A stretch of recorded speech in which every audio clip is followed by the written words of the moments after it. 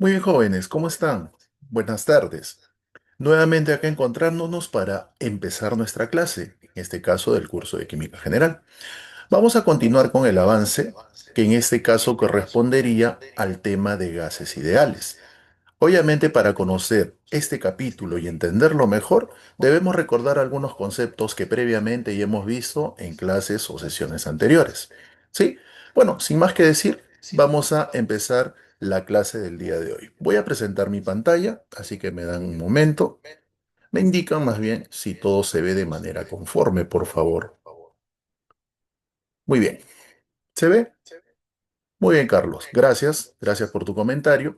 Muy bien. Ahora sí, chicos, vamos a comenzar entonces con el desarrollo de la clase. Voy a empezar, en este caso, a presentar mi pantalla. Como ya dijo Carlos, se ve correctamente. Muy bien, muchachos. Vamos a iniciar entonces con el desarrollo de esta clase. ¿Correcto? Ya nosotros debemos entender lo siguiente, que para entender el comportamiento de los gases, y en este caso particular de los gases ideales, debemos conocer algunos conceptos básicos.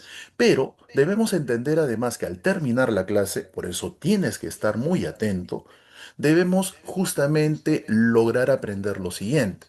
¿Cuál tienen que ser nuestros logros al finalizar la clase? ¿Cuál es el objetivo? Que tú tienes que ya entender las características que poseen los gases, en este caso la fase gaseosa. Entender qué característica poseen los gases ideales, qué son los gases ideales. Conocer además las variables de las cuales depende, sus ecuaciones que correlacionan a estas variables y además conocer su ecuación universal y su ecuación general. Y luego de ello, saber cómo estas ecuaciones podemos utilizarlas para poder resolver y poder justamente plantear la solución de problemas que se nos puedan presentar. ¿Correcto? Eso es lo que ya debemos nosotros saber al término de la clase. Muy bien. ¿Qué es lo que nosotros previamente debemos conocer? Algunos conceptos básicos, y por ahí te recuerdo dos de ellos. Por ejemplo, ¿cuáles son los estados de agregación de la materia? Muy bien. Estamos pensando. A ver qué dices tú, José, por ahí. ¿Te acuerdas? Muy bien. A ver, María, ¿qué dices por ahí tú? Muy bien, ya estamos recordando, ¿no? Otro concepto básico que también debemos conocer o recordar en este caso es qué son las fuerzas de atracción y repulsión. A ver, ¿qué dices tú, Carlos? Juan, ya más o menos estamos viendo ahí, ¿no? Que nos sorprendemos porque probablemente son preguntas que ya le hemos visto en temas anteriores, pero hay que recordarlas, estamos recordando ya. Muy bien, ¿no? Por ahí justamente me están dando ya algunas ideas, estado de agregación de la materia, ¿no? ¿Qué son fuerzas de atracción y repulsión? Muy bien. Entonces vamos a recordar estos conceptos básicos y previos que por ahí ya muchos de ustedes lo han recordado y me ha dado algunas ideas.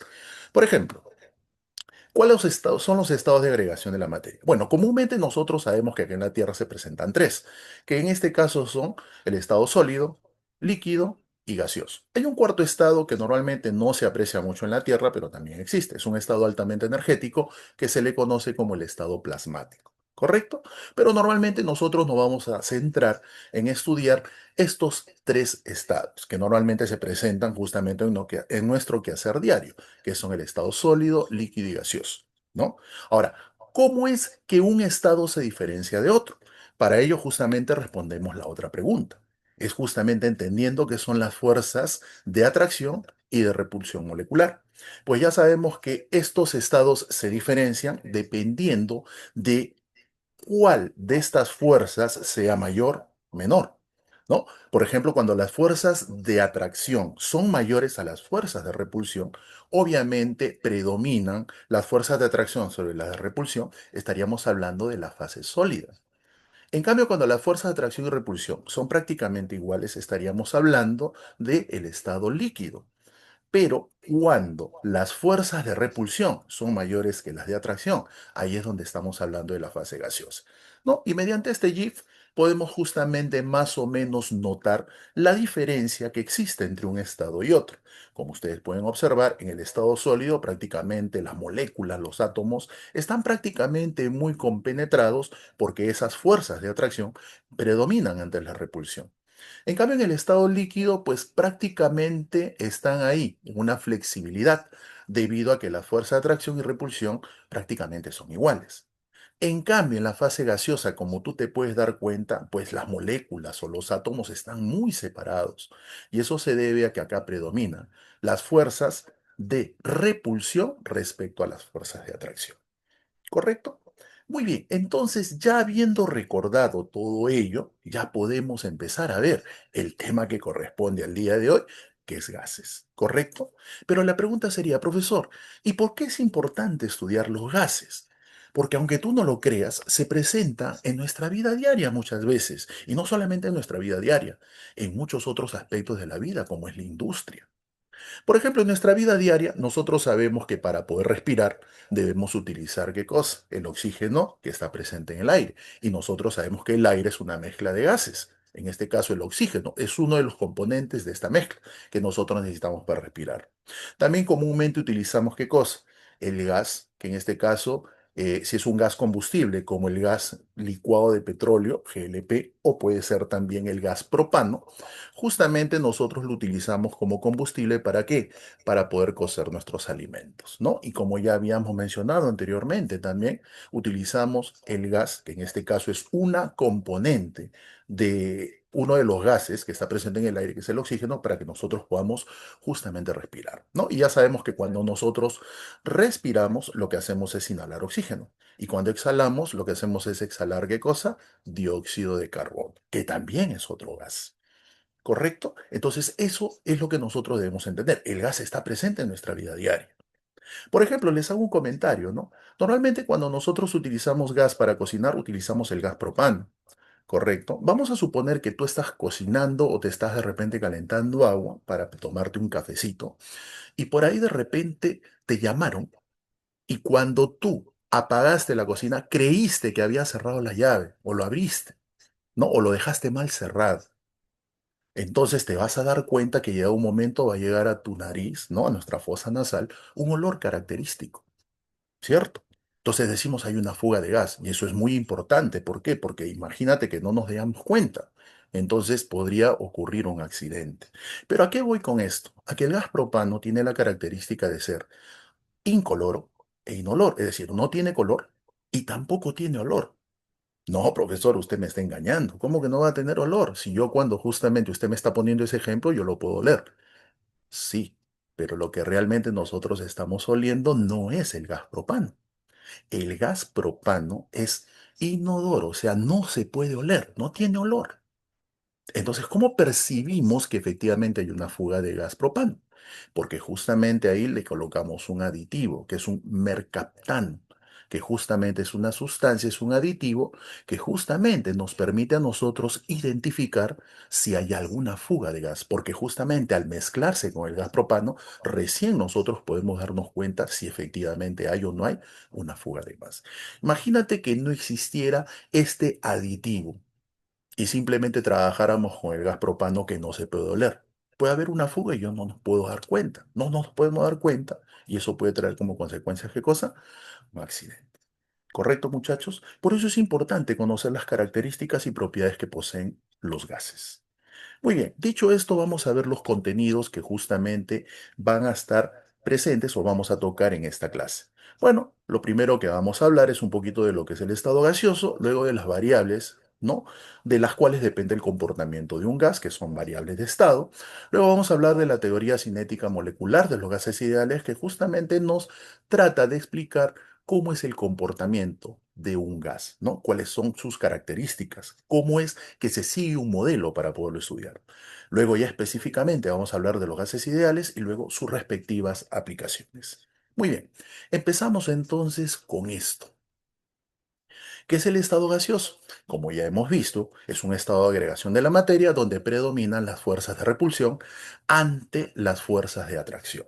Ahora, como predominan las fuerzas de repulsión, ¿eso qué significa? Que las moléculas de un gas van a estar muy separadas. ¿Y eso qué va a traer como consecuencia? Que los gases justamente ocupen todo el volumen del recipiente que los contiene. ¿Correcto? Además, tienen una característica que no poseen ni los sólidos ni los líquidos. ¿Y cuál es esa característica, profesor? Que los gases se pueden expandir o se pueden comprimir con facilidad. ¿correcto? Eso es lo que nosotros debemos entender. Bueno, ahí ponemos una ollita para que más o menos tengamos una idea de que allí está presente un gas. ¿Correcto? Creo que hasta ahí todo está claro o hay alguna duda, alguna inquietud, por favor, me lo hacen saber. Claro, muy bien, es ahí donde de repente tenemos una olla a presión, como dice Juan. Claro, y vemos ese vapor que también es un tipo de gas que está saliendo. Muy bien, veamos ahora de qué características, de qué parámetros depende el comportamiento de un gas. Bueno, estos parámetros de los cuales depende el comportamiento de un gas, estas variables, son cuatro, y comúnmente se les conoce también como variables o funciones de estado. ¿Cuáles son estas variables de las cuales depende el comportamiento de un gas? Muy bien, por ahí como dice María, como dice Esther, correcto. Una de ellas sería la temperatura. ¿Qué más? La presión. Por ahí dice Carlos el volumen. Pero hay algo más. La masa, por ahí dice Pepe. ¿Pero será la masa? Bueno, normalmente cuando trabajamos con gases no hablamos mucho de masa, porque no se olviden que un gas está constituido por millones y millones y millones de moléculas. Entonces, cuando ya trabajamos con muchas, muchas partículas, lo que normalmente se suele utilizar no es la masa, sino la unidad de una cantidad física llamada cantidad de sustancia, que es la mol. No se olviden, recordando química general, que la mol no, es una unidad que nos permite cuantificar unidades elementales de materia, llámese átomos, moléculas, electrones, protones, etcétera. ¿No? Es por eso que es común que normalmente cuando nosotros trabajemos con gases, trabajemos no con la masa, sino con el número de moles, que ya nosotros sabemos que las moles simplemente, como ustedes pueden apreciar acá, se puede simplemente obtener dividiendo la masa entre la masa molar, que ya ustedes por química general sabemos que es la masa molar, ¿cierto? Muy bien, entonces estas son las cuatro variables de las cuales va a depender el comportamiento de un gas. De la temperatura, que mide el grado de agitación molecular de una sustancia, del volumen, que es el espacio que ocupa, de la presión. La presión de un gas, por si acaso, se genera cuando los gases empiezan a moverse y empiezan a chocar contra las paredes del recipiente que los contiene. Y bueno, lo que ya habíamos comentado, el número de moles. ¿Correcto? Muy bien. Ustedes me han ayudado a construir o a recordar en todo caso estas variables de las cuales depende el comportamiento de un gas. Vamos a hablar ahora de lo que es la teoría cinética molecular de los gases ideales. Profesor, ¿y qué es esta teoría? ¿Para qué nos sirve? Bueno, debemos entender de que esta teoría es un análisis teórico del comportamiento de un gas en donde nosotros podemos observar cómo las propiedades microscópicas que poseen las moléculas logran influir en las propiedades macroscópicas del gas.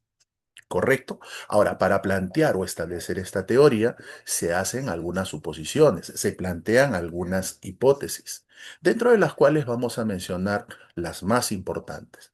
Por ejemplo, debemos entender de que el gas va a estar constituida por partículas muy pequeñas, diminutas, a las cuales se les llama moléculas. Estas moléculas van a tener la característica de moverse de forma aleatoria y continua. ¿Qué significa aleatoria? Que se pueden mover en cualquier dirección. ¿Qué significa de manera continua? Que nunca se detienen, siempre están en continuo o en constante movimiento. Y además se considera que estas moléculas del gas, al moverse, lo hacen de manera rectilínea. ¿Ya? Esta es una de las hipótesis o suposiciones que establece este modelo o esta teoría. ¿Qué otra hipótesis se plantea en esta teoría, en este modelo? Bueno, que las moléculas son puntuales. No olvidar que cuando un cuerpo es puntual, se considera que es tan pequeño que prácticamente se desprecian sus dimensiones. ¿Correcto?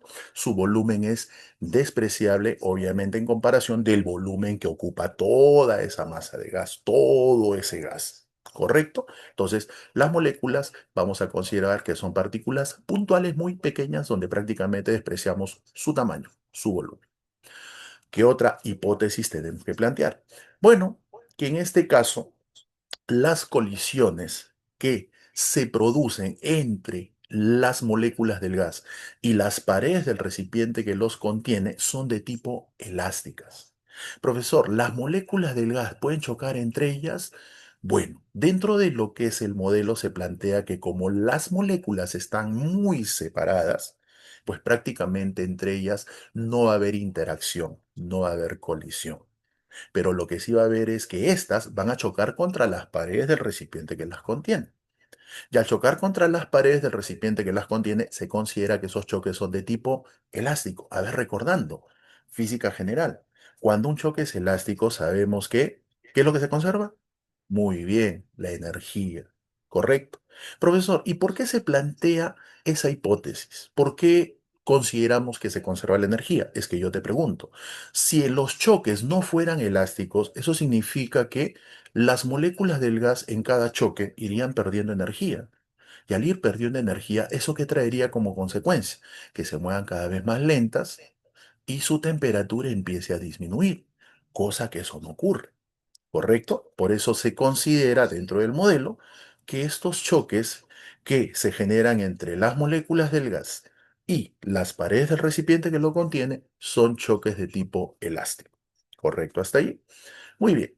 Y finalmente, la cuarta hipótesis es que nosotros debemos entender que la energía cinética con la cual estas moléculas se mueven, que es una energía cinética media de traslación, vamos a considerar que va a depender directamente de quién, de la temperatura, solo de la temperatura. Tú puedes tener cualquier tipo de gas. Si consideramos que es ideal, entonces simplemente su energía cinética media de traslación va a depender de quién, de la temperatura. ¿Ya? Eso es lo que debemos entender.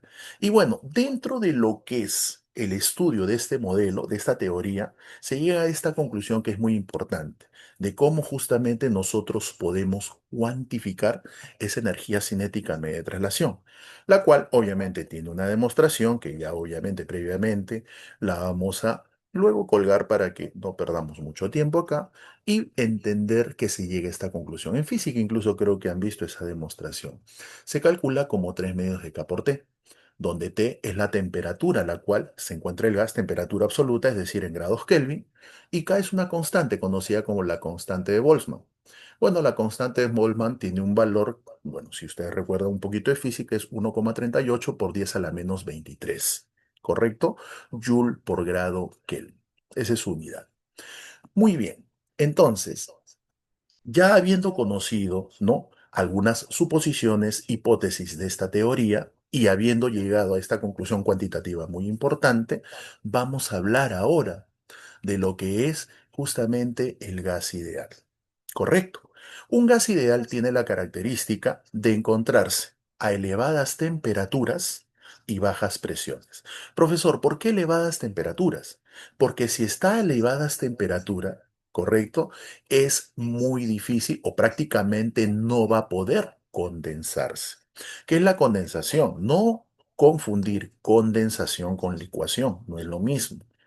Cuando hablamos de condensación, es el fenómeno por el cual cuando una sustancia que se encuentra en fase gaseosa disminuye su temperatura, pasa a la fase líquida. Pero si se encuentra en una temperatura muy elevada, a la cual le llamamos temperatura crítica, entonces ya no va a poder, ¿qué cosa? Condensarse. ¿Correcto? Si supera la temperatura crítica, ya no puede condensarse. Es decir, se mantiene en fase gaseosa. Por eso consideramos que un gas es ideal, o sea, para que siga siendo gas, debe encontrarse elevadas temperaturas. ¿Para qué? Para que no pueda condensarse. Y bajas presiones.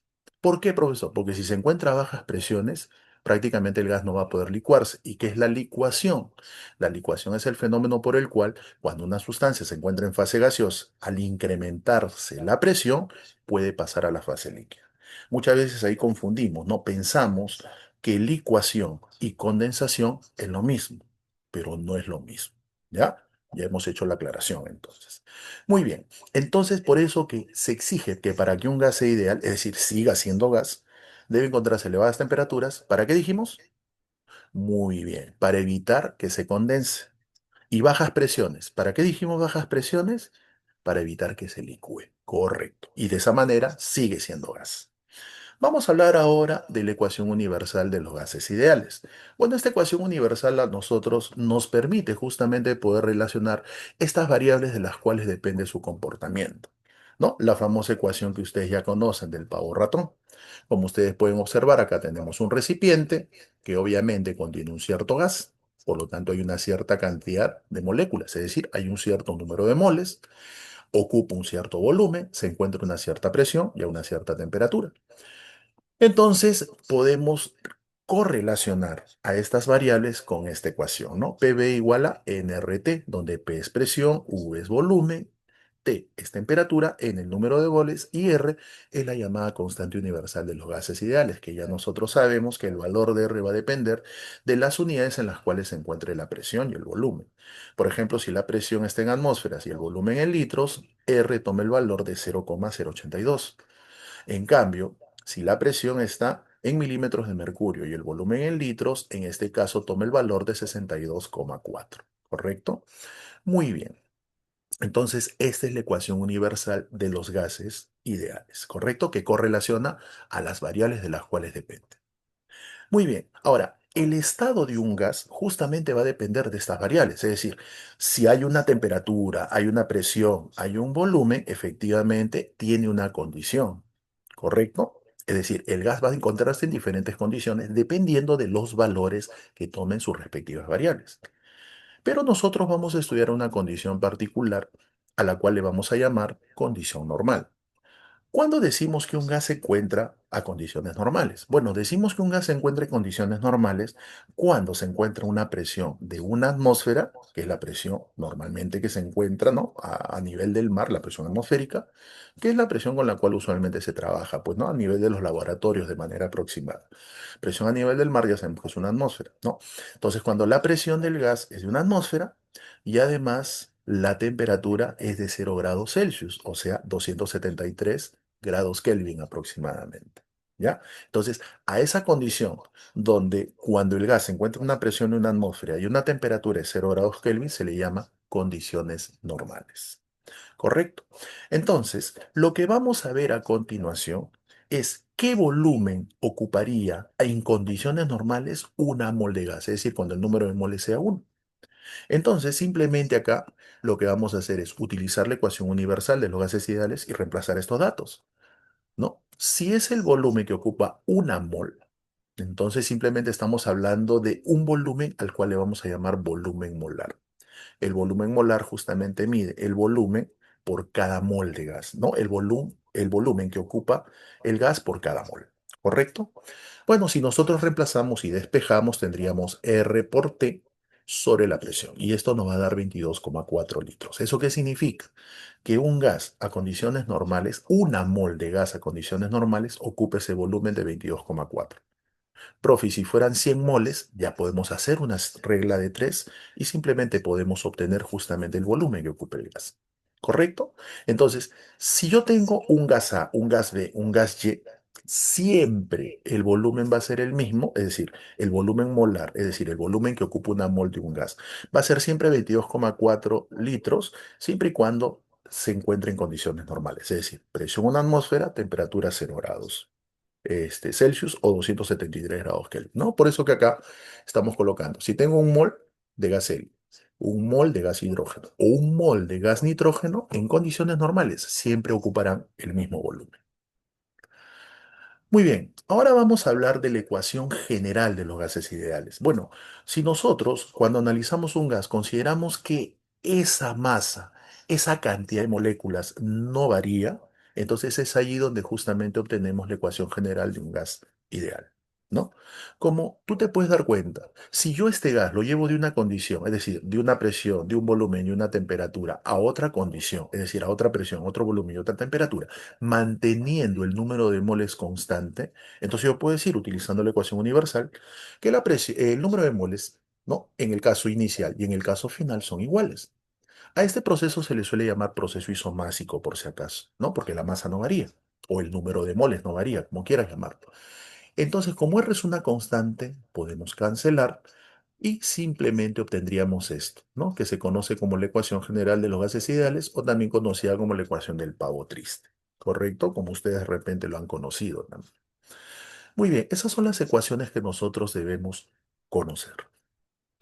Muy bien, muchachos. Hasta ahí, de repente hay alguna duda, alguna inquietud. ¿Todo quedó claro?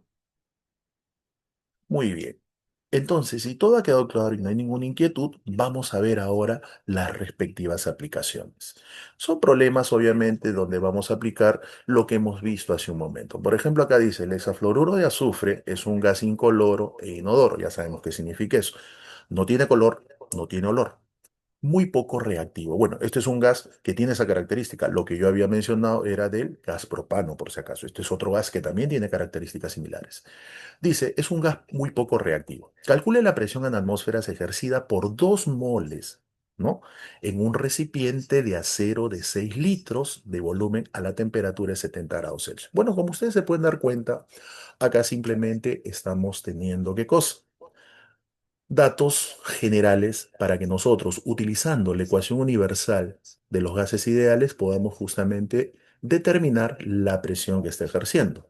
Volumen 6 litros, temperatura 343 en grados Kelvin, ¿no? Ya sabemos que para pasar grados Celsius a grados Kelvin se le suma 273, número de moles 2, y R, en este caso, tomaría el valor de 0,082, ya que la presión no la tiene en atmósferas. Muy bien, con esto utilizamos la ecuación universal, es decir, la ecuación del pavo ratón. Y como tengo todos los datos, pues simplemente reemplazo y despejo la presión.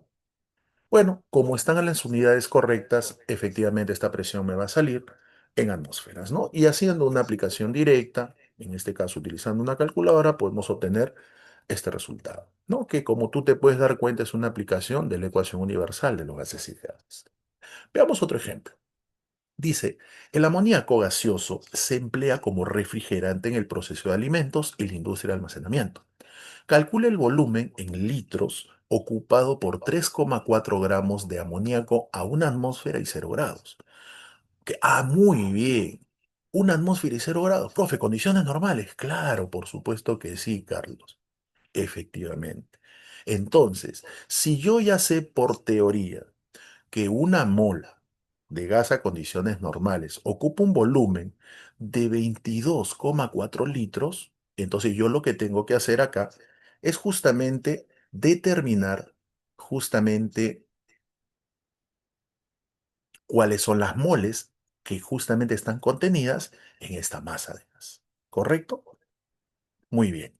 Entonces, lo que simplemente vamos a hacer es hallar el número de moles. Me dan la masa, pues ya nosotros sabemos que justamente como se encuentra en condiciones normales y me dan la masa, puedo hallar la masa. Como me dicen que es amoníaco y te dan su fórmula química, entonces sabemos que su masa molar es 17. Entonces simplemente hallamos el número de moles dividiendo la masa entre la masa molar, que en este caso es 0,2. Bueno, hallamos el volumen de amoníaco simplemente aplicando una regla de 3. Sabemos que una mol, ¿no? En este caso ocupa un volumen de 22,4 litros. Entonces 0,2 moles, ¿qué volumen ocupará? Y bueno, resolviendo me va a salir 4,48 litros, ¿no? Como tú te puedes dar cuenta, es una aplicación directa, pero de lo que hemos visto en la parte teórica. Muy bien por ahí, Carlos que se dio cuenta. Y creo que sí, muy bien, María, también te diste cuenta de ese detalle. Correcto. Veamos otra aplicación. Dice, un balón que contiene metano a 30 grados Celsius está a una presión de 0,4 atmósferas. Calcule la presión que tendrá si la temperatura aumenta hasta 200 grados Celsius, permaneciendo su volumen constante. Eso de volumen constante no era necesario que me lo den de datos. ¿Sabes por qué? Porque se sobreentiende que si hablamos de un balón es un cuerpo rígido. Y si es un cuerpo rígido, obviamente su volumen no va a cambiar. ¿No? Los balones se utilizan normalmente para transportar gases de un lugar a otro, ¿no? Por ejemplo, antes de que venga esto del gas natural de cálida, en casa siempre utilizábamos balones de gas y los balones de gas obviamente eran de un material muy rígido. Y obviamente ese material, o mejor dicho, ese volumen no va a cambiar, ¿no? Pero de todas maneras acá te lo están diciendo. Entonces, como te dicen que el volumen es constante y voy a llevar al gas de una condición a otra, es decir, las moles no van a cambiar porque no va a haber escape de gas, entonces simplemente puedo utilizar la ecuación general, es decir, la ecuación del pavo triste o el pavito triste. Primero, trabajo justamente con las unidades correctas. La temperatura inicial es 30, le sumo 273 para que esté en grados Kelvin, la presión inicial es 0,4. Luego la temperatura final debe ser 200. Le sumo 273, es 473, entonces en grados Kelvin, y con eso puedo hallar la presión final. Porque, vuelvo a repetir, el volumen es constante y el número de moles también. Entonces simplemente aplicamos la ecuación general de los gases ideales. Como el volumen es constante, los puedo cancelar en ambos términos y simplemente despejamos la presión final. Y de esta manera obtenemos el valor que es 0,62 atmósferas. Muy bien, chicos, como ustedes han podido notar, esta clase ha sido muy sencilla y hemos también tenido que entender la importancia de poder estudiar estos gases ideales. Ahora, como ustedes ya prestaron atención y estoy seguro que lo han entendido, vamos a realizar la siguiente actividad, pero eso ustedes lo van a hacer en su casita, ¿ya? Así que la próxima clase van a presentarme la siguiente actividad. Pero antes vamos a hacer un pequeño resumen de toda la clase. Entonces, en conclusión, podemos resumir la clase de la siguiente manera. En el estado gaseoso ya sabemos que van a predominar las fuerzas de repulsión respecto a la fuerza de atracción. Segundo, los gases ideales se caracterizan por encontrarse a elevadas temperaturas y bajas presiones, ¿no? Ya sabemos por qué. ¿Qué más? La ecuación universal de los gases ideales permite explicar qué cosa? El comportamiento de un gas mediante la relación de sus cuatro variables o funciones de estado. La cuarta, que un mol de gas ideal a condiciones normales, ya sabemos que condiciones normales significa presión en una atmósfera, temperatura 0 grados Celsius o 273 grados Kelvin, siempre va a ocupar un volumen de 22,4 litros, no interesando el gas, siempre y cuando sea ideal y se encuentre en condiciones normales, siempre tiene esa característica de que una mol ocupa ese volumen de 22,4 litros. Y bueno, la ecuación general de los gases ideales se aplica cuando la masa del gas en todo momento permanece constante, es decir, no hay fuga de gas. ¿Ya? Esas son las conclusiones a las cuales podemos llegar bueno, haciendo un resumen de toda esta clase. ¿Correcto, muchachos? Ahora sí, esta es la actividad que ustedes van a realizar. No tenemos que, obviamente, poner en práctica lo que hemos aprendido. Obviamente, esto van a ser puntos para sus respectivas prácticas, para que ustedes lo puedan presentar.